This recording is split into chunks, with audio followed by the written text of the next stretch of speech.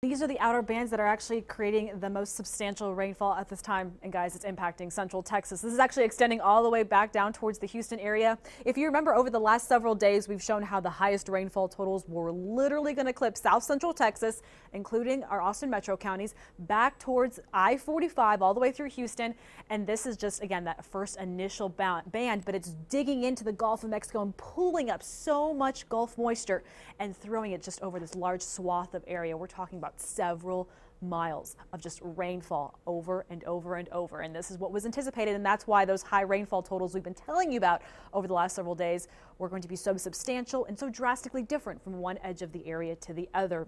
Here's Hurricane Harvey. It is still technically a Category 1 storm. I do want to update you that max sustained wind speeds are at 80 miles per hour. Once this max sustained speeds fall to 73, we are officially dealing with a tropical storm. That is anticipated to happen later today, more so by tonight. But the way the storm has been weakening, it's losing a lot of its fuel source. It's losing the Gulf of Mexico moisture, just to be more specific. So that is a very good chance that we could be dealing with the tropical storm status much sooner than anticipated. I want to show you our area-wide rainfall. I want to bring this closer to home because it's getting a little bit interesting. And not only because we have periods of heavy rainfall. Fayette County, you guys had 2 to 3 inches within 2 hours earlier this morning. But there have been a few pockets where we've had some broad rotation, and that has created a radar-indicated tighter rotation. Nothing ever quite reaching the ground. That was a bit of a concern in western Lee County earlier. But as of right now, the heaviest rainfall is actually embedded within these widespread, steady, moderate to light showers. Then we have heavier pockets right along 130. It is pouring in East Austin as it continues to make its way from east to west, heading towards downtown. So very, very heavy rainfall falling. Thankfully, it's moving. It's about 20-25 miles per hour. This moisture has been moving. So that's some good news. That heavy rainfall isn't just sitting in East Austin. It is getting in and it's getting out. The problem is we're going to have some more moisture kind of piling on top of that behind it. I wanted to bring your attention down to Hays County. I'm watching Buda, near Buda, really west of Buda, very, very closely. The National Weather Service was a little concerned because kind of what we saw in Lee County about an hour ago was being indicated in Hays County, some area of broad rotation just west of Buda. But I've been checking our velocity map.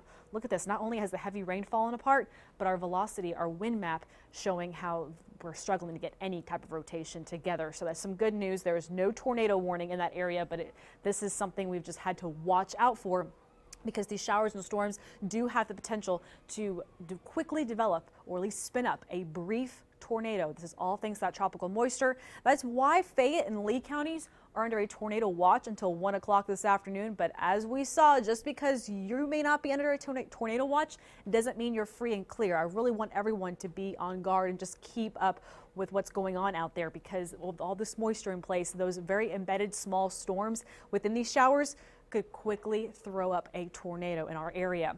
All up and down along I-35 to the east, including Blanco County as well. I know you're not along 35, but you're included in this as well, under a flash flood watch until 7 o'clock Monday morning.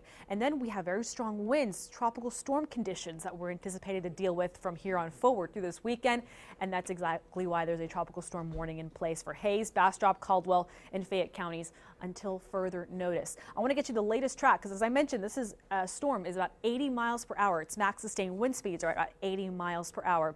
If it drops just 7 miles per hour within the next couple of hours, that's it. We finally have a tropical storm status. A lot of our future forecasts think that it's going to happen late tonight, but I really wouldn't be surprised if that happens a lot earlier. That's some good news. Forecast, though, to just sit over us, kind of doing a loop-de-loop, head along the Gulf Coast again where it made landfall, and then maybe go up more so towards east central Texas by the middle to the beginning of your upcoming work week. So this just shows you how not only does that cone of uncertainty turn more into a massive bubble, but the storm is likely going to sit. Yes, it will downgrade quickly, but it will have that potential to really dig up a lot of Gulf moisture and just allow it to continue to rain here over and over for several days. Over this weekend, we're going to be watching how really along and east of our metro counties, that's where the most substantial rainfall is forecasted to fall, especially down towards Fayette County. Unfortunately, we've been calling you guys out a lot late, but that potential has been there. Hour by hour, you see how that moisture just kind of continues to spin from east to west. over the next several days, and that's why really our eastern counties could see isolated totals of 15 to maybe 20 inches or more, whereas metro maybe about 7 to 10 inches when all is said and done. Harvey is going to hang tightly, though, as we make our way through the next several hours. Even when it's tropical storm status, it will bring quite a bit of rain that we'll have to watch out for through the middle of your upcoming work week.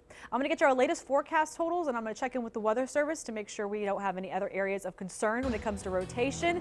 Stay with us. You don't want to miss the forecast through the next half hour.